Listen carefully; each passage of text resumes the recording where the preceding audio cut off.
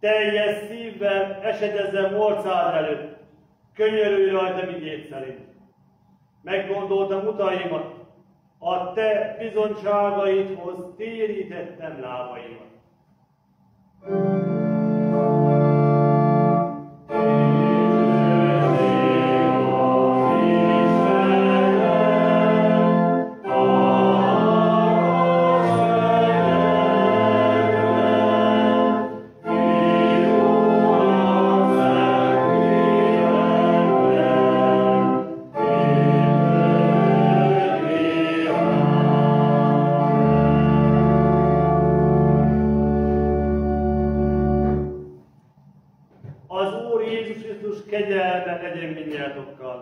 Testvéreim, Isten színe előtt gondoljunk méltatlanságukra, és valljuk meg bűneinket.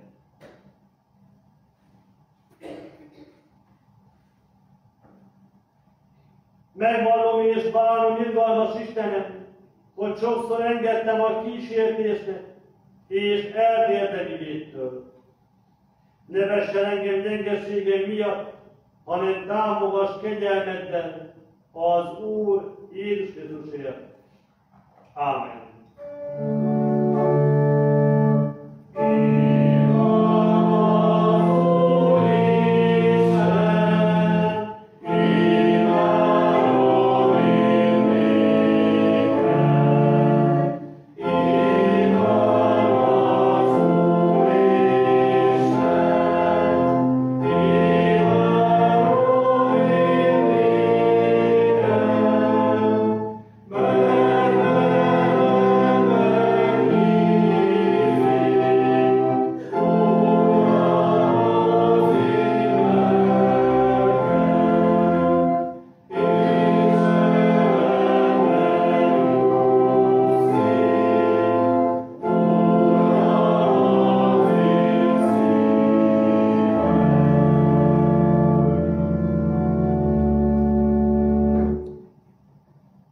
Testvéreim, Isten megkönyörült rajtunk, és szeretete abban nyilvánult meg irántunk, hogy egyszerűbb fiát küldte a világba, hogy éljünk ő általa.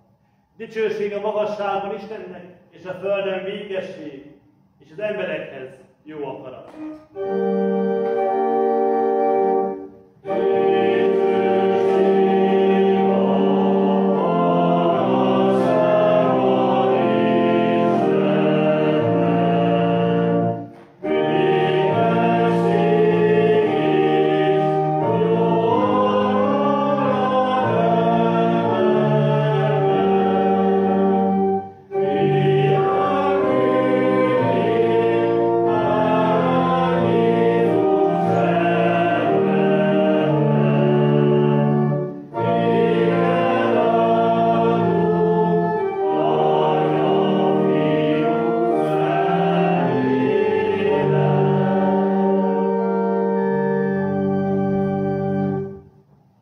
Imádkozzunk! Urunk Istenünk, adj nekünk bűnbocsánatot és békességet, hogy megtisztuljunk a bűntől, és benned bízó szívvel szolgáljunk téged, az Úr Jézus Krisztus által, aki veled és a Szentlélekkel él és uralkodik örök-örökké. Ámen.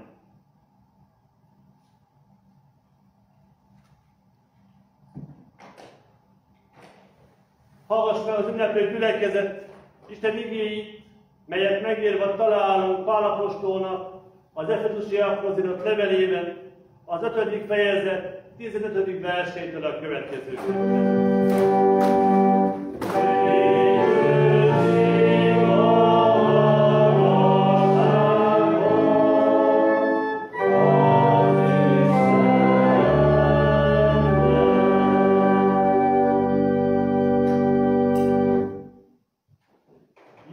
Vigyázzatok tehát, hogyan éltek, ne esztelenül, hanem bölcsen, kihasználva az alkalmas időt, mert az idők gonoszak.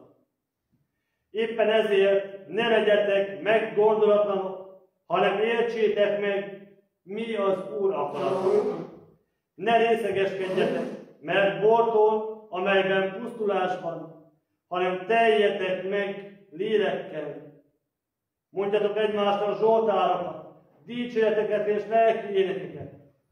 Énekeljetek és mondjatok dicséretet szívetekben az Úrnak, és adjatok hálát Istennek, az Atyának, mindenkor, mindenért, a mi Urunk Jézus Krisztus nevében.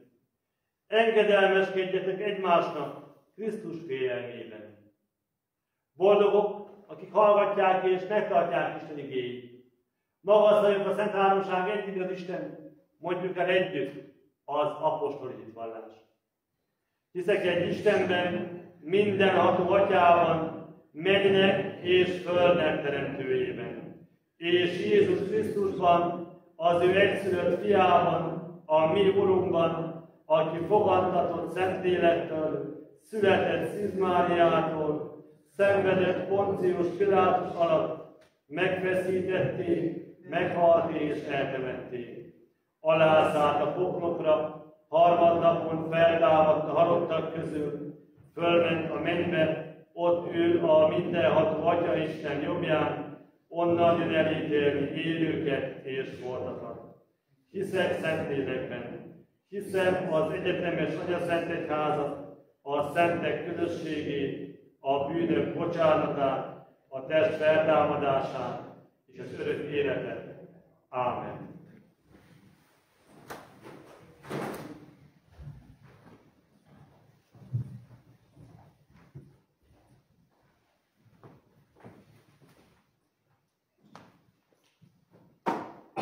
Eszmik Pál hálaének. Boldog, aki énekelhet, és úgy viszi az életterhet, amely nyomja sebzi vállát, míg futja a földi pályát. Munka a harc, ha kimeríti, az ének szó felüdíti, s felüldülvén szíve lelke, futhat tovább énekelve. Boldog vagyok én is, hiszen Jézus versben dicsérhetem. Itt még szívem végső tobban, aztán fent az égvihomban. Jöjj hát te is fáradt lélek, felüdít a hálaének. Amíg a menny felé megyünk, Jézusról zeng az énekünk. S hol az ének szerte árad, felüdül mind, aki fárad. Énekeljünk egyre többen, nappal, éjjel fényben ködben. Így siessünk hazánk felé, hazaváró atyánk elé. Nála örök otthont lelünk, s ott már néki énekelünk. Földi hangnál sokkal szebben ünnepő szentseregben, s mivel örök ott az élet, vég nélkül zeng majd az ének. Irgalomért, kegyelemért, ránk aradó szeretetért, csodás örök életen át, zengje ajkunk háladalát.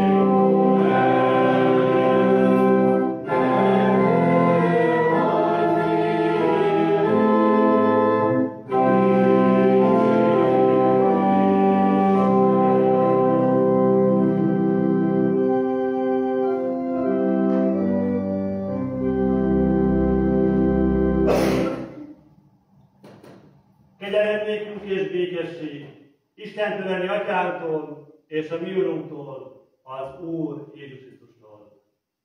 Ámen.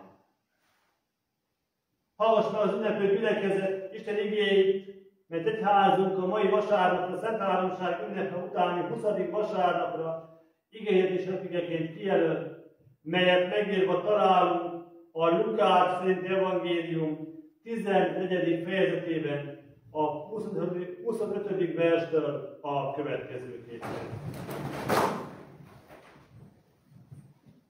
Nagy sokaság ment vele, és ő feléjük fordulva így szól.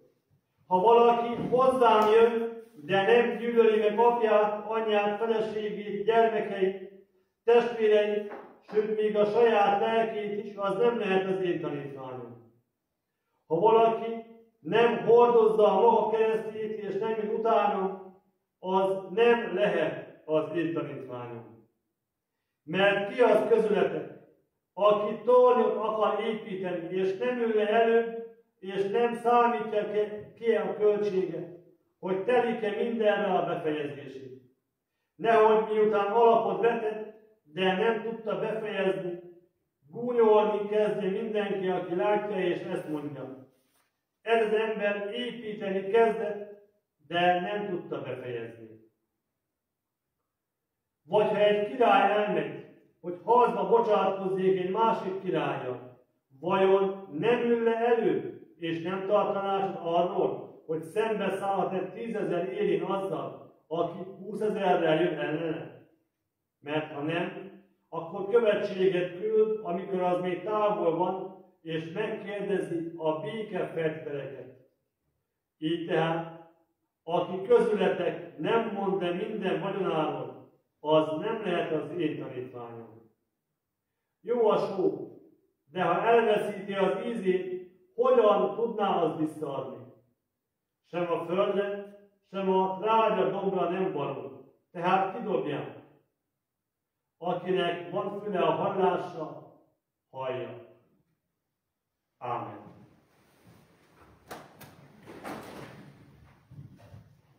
Keresztény gyülekezet, kedves testvéreim, az Úr Jézus Krisztusban.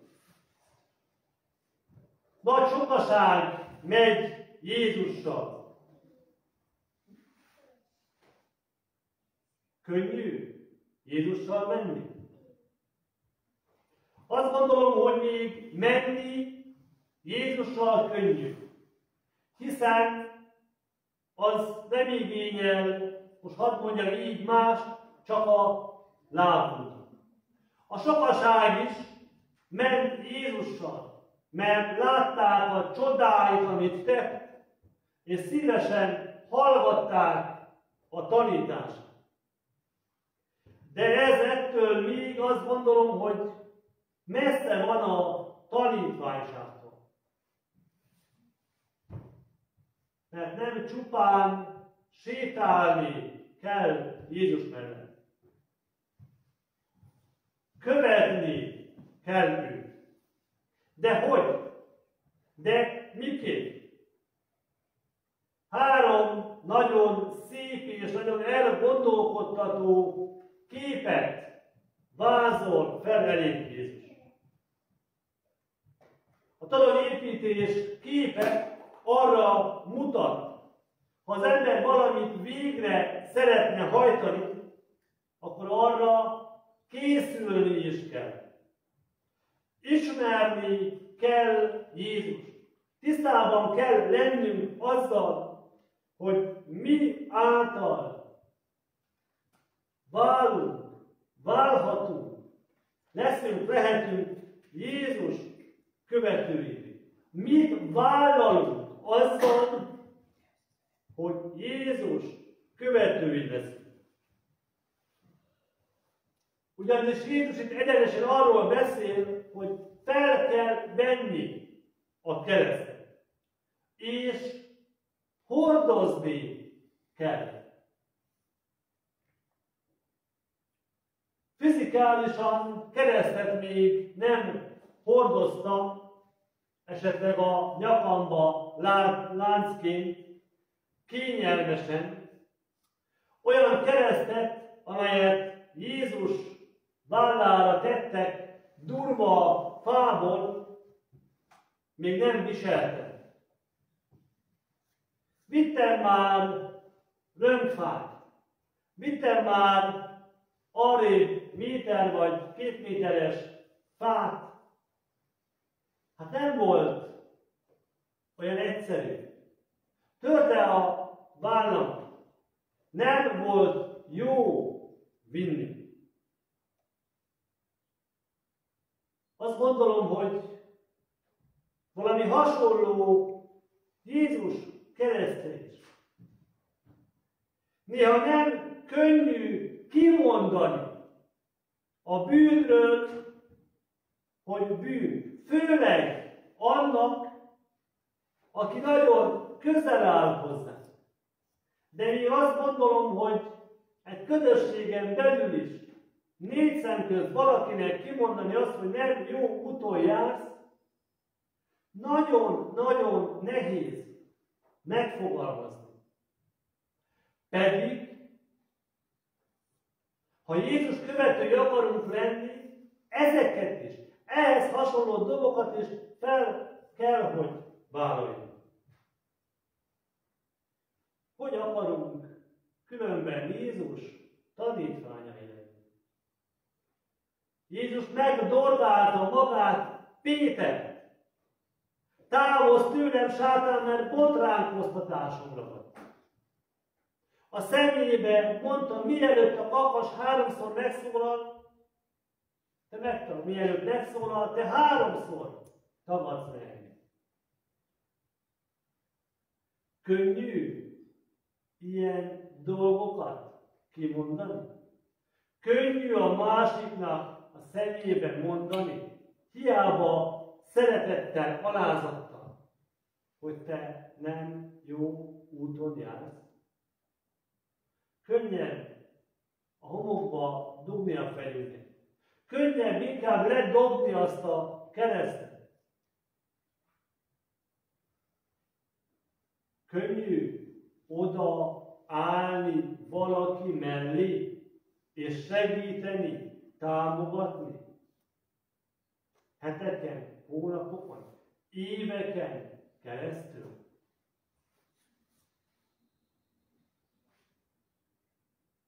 Újpesten csatlakoztam be, mint teológus koromban egy ifjúsági körbe, nagyon jó, összeszokott kis csapat volt.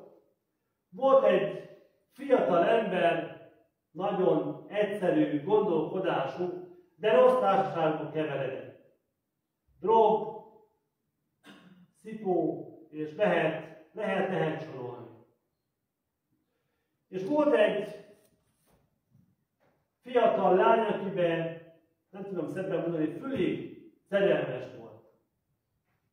És észrevette, tudta ezt a fiatal hölgy is, felvállalta Ferit. Támogatta, segítette, ha kellett, korholta, egyengedte az útját. De egy idő után már belefáradt.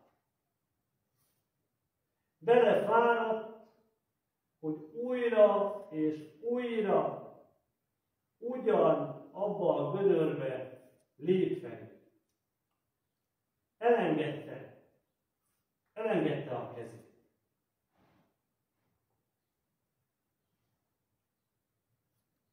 Jézus arról beszél, fel kell vegyük a keresztet, és hordoznunk kell.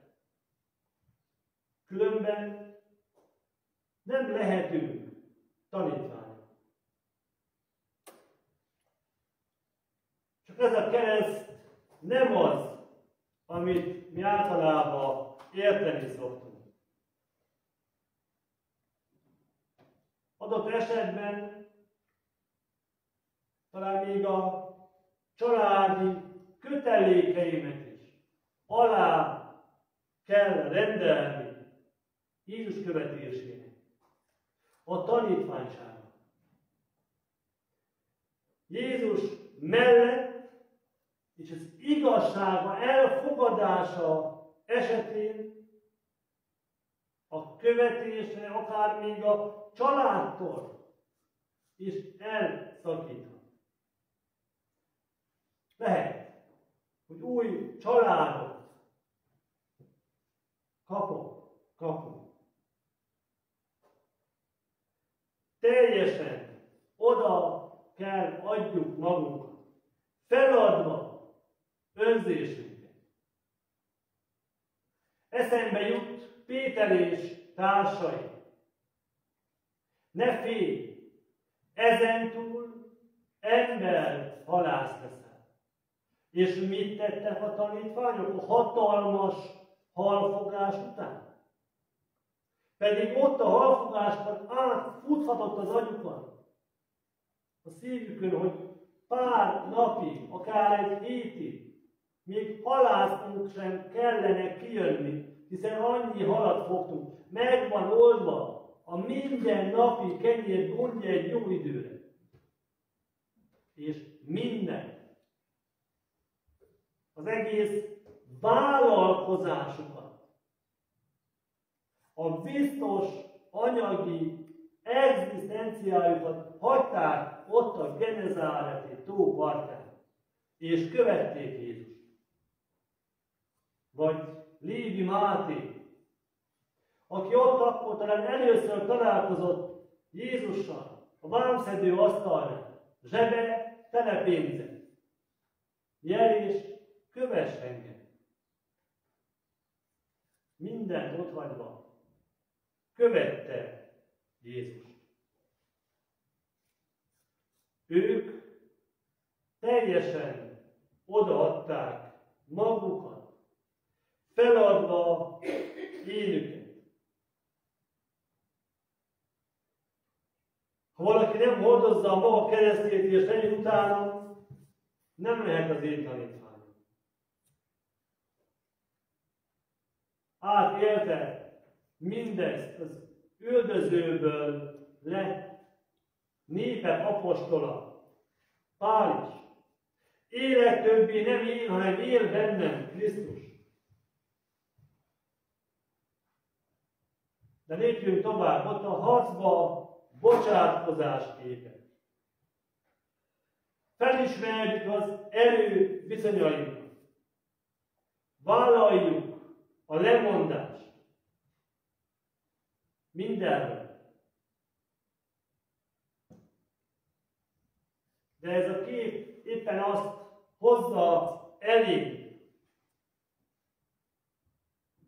hogy a zsákmány, a vagyon gyarapítás nem fér össze a tanítványsággal. Aki közületek nem mondja minden magyaráron, mondja Jézus, nem lehet az én tanítvány. Már kétszer hallottam. Nem lehet az én tanítványom. Előzménye is, és következménye is van a tanítványság elvesztésének. Ez is mutatja elénk hozzá, hogy mennyire halálosan komoly dolog vállalni a követés kereszt hordozással, áldozatokkal, és úgy, hogy kívülről se érje az ember semmiféle fajta megvetés, mert nem tudja követni megváltóurat. Mennyire nem egyszerű Jézus követése. A világnak szüksége van a tanítványra, a tanítványokra. Különben olyan a világ élete, és itt a harmadik kép, mint az ízetlen étel. A holt tenger sója, amit kivontak a vízből, nem volt tartós. Én ezt eddig, megmondom őszintén, nem tudtam. Most a napokban olvastam utána és fedeztem fel. Valóban erre veszítette az ízét. Nem lehetett volna ráírni a csomagolásra, mint a mai kilós só csomagolásokon van, hogy ízét, vagy minőségét, korlátot idejét megőrzi. Jézus hallgatói éppen ezért értették azt, amit így mond. Jó a só, de ha az ízét elveszíti, hogyan tudják azt visszaadni? Tanítványságunk legnagyobb kudarca a visszaesés, a visszalépés.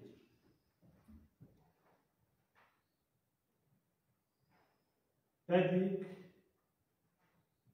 a tanítványnak meg kell tartania az ízét, hiszen mások hívása, tanítvánnyá tétele a feladat.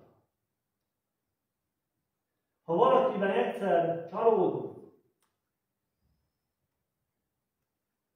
az illető a mi bizalmunkat nagyon nehezen szerzi vissza.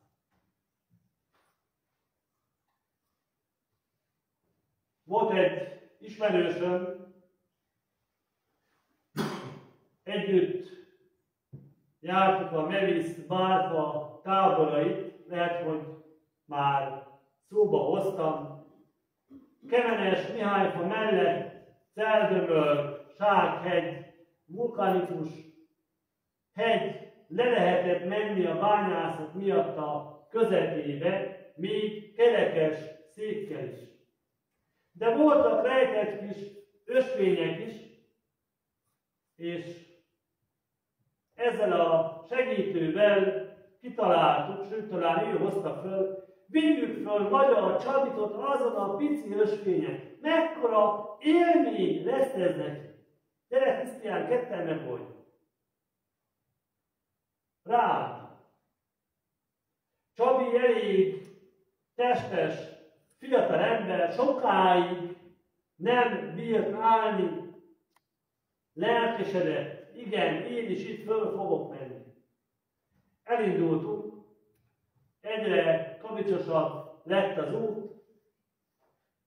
Egyszer csak Zoltán azt mondja, hogy Krisztián, várjatok meg, itt jövök mindjárt, megnézem pontosan merre és hogy lehet menni. Azzal eltűnt az ösvényen. Vártunk jó pár percet, ott a menedeken, kb. Fél útra a céltól,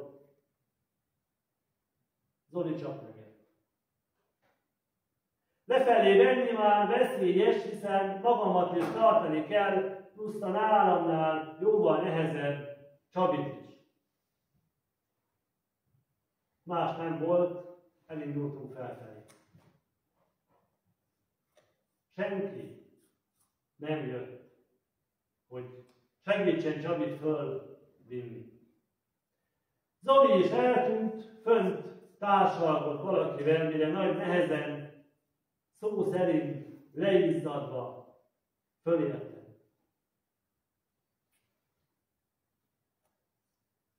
Oda is álltam a fiatalember elé,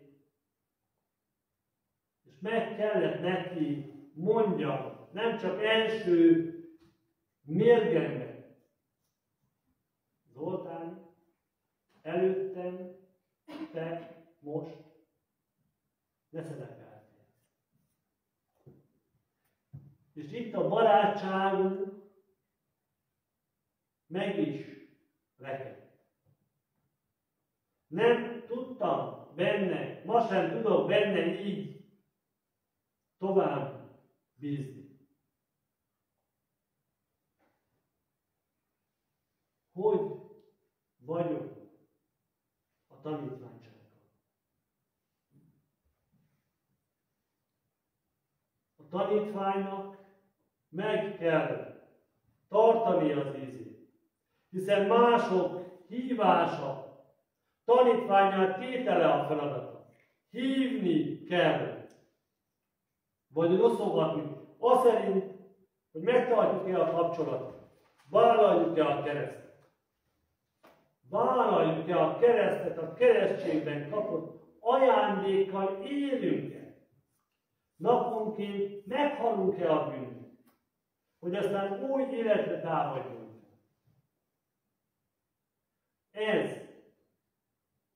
Ez a megtérés, ez segíti Jézus követői, Jézus tanítványai a megmaradásban.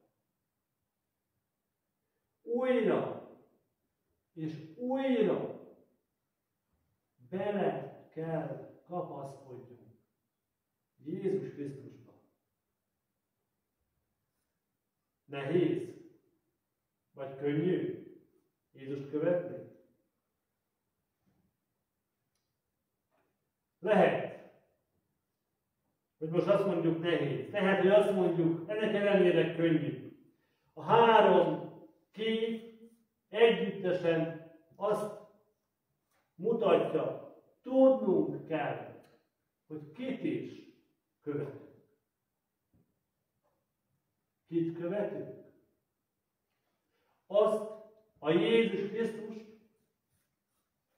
aki az isteni voltát feladva emberré lett, érted és érted, vállalva az emberi sorsot, keresztet, és önmagát áldozta fel helyettem és értem. Őt kell fölvállalni, aki fölvállal engem is, bennünket is úgy, ahogy vagyunk. Jézus az, aki megtarthat és tart bennünket. Jézus az, aki ma is vonzza a tanítványokat, és aki meg is tart őket. Ámen. Imádkozzunk. Urunk, jóságos Mesterünk, áldunk, hogy bennünket is elhívtál tanítványaid közösségébe. Urunk, téged kérjük, hozzád fordulunk, segíts, hogy veled maradjunk. Szeretetedből ki ne essünk, és a kereszt alatt is híven kövessünk, hogy megszentelt életben dicsőíthessünk téged a földön, hogy egykor te is megdicsőíthess bennünket örök országodban. Ámen.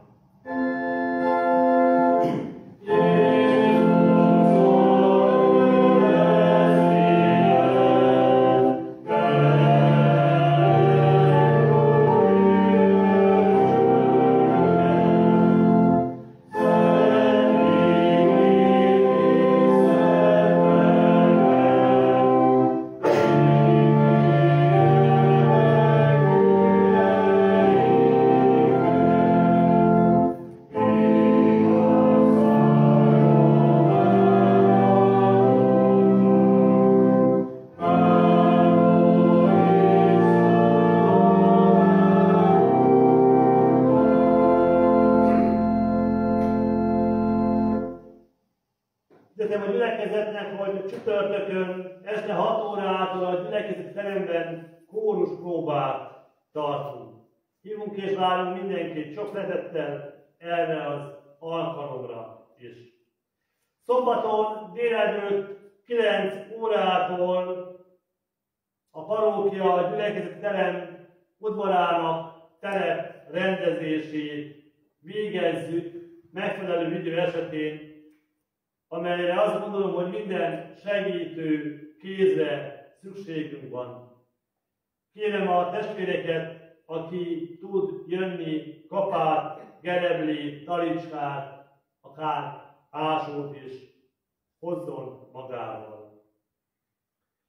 Vasárnap a szokotrend szerint fél 10-től tartunk istentiszteletet. Október 31-én reformáció ünnepén délután 5 órától tartunk ünnepi istentiszteletet a baptista testvérekkel közösen már fent a gyülekezeti teremben. Már most hirdetem a presbiter testvéreknek, hogy november 8-án esperes helyettesi vizitáció lesz gyülekezetünkben. Ehhez kapcsolódóan este 6 órától a kétbodonyi presbiter testvérekkel közös presbiteri ülésre várjuk a testvéreket. Szent Háromság ünnepe utáni 20. vasárnap igéje Mikéás próféta könyvének 6. fejezet 8. verse. Ember, megmondta neked, hogy mi a jó és hogy mit kíván tőled az Úr. Csak az, hogy élj törvény szerint, törekedj szeretetre, és légy alázatos Isteneddel szemben. Dicsőség az Atyának, a Fiúnak és a Szentléleknek, miképpen volt kezdetben, úgy legyen most és mindenkor, és mindörökkön örökké. Ámen.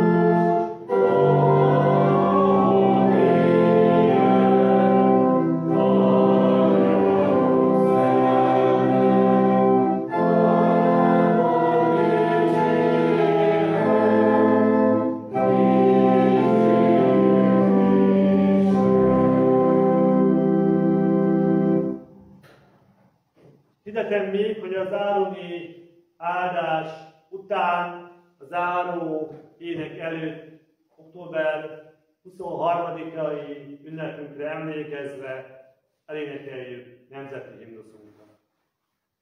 Adjunk hálát az Úrnak, imádkozzunk! Mindenható mennyei Atyánk, hálát adunk neked sokféleképpen tanúsított jóságodért. Mindenek előtt megköszönjük, hogy értünk adtad egyszülött fiadat megváltónkat. Könyörögve imádkozunk hozzá egész egyházadért.